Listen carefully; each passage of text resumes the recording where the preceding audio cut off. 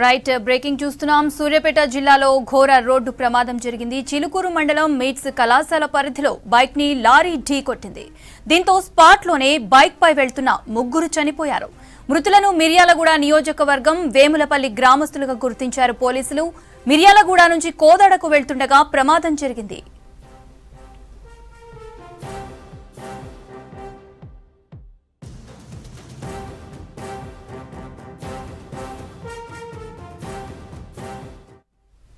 సూర్యాపేట జిల్లాలో ఘోర రోడ్డు ప్రమాదం జరిగింది. చిలుకూరు మండలం మీట్స్ కళాశాల పరిధిలో బైక్ ని లారీ ఢీకొట్టింది.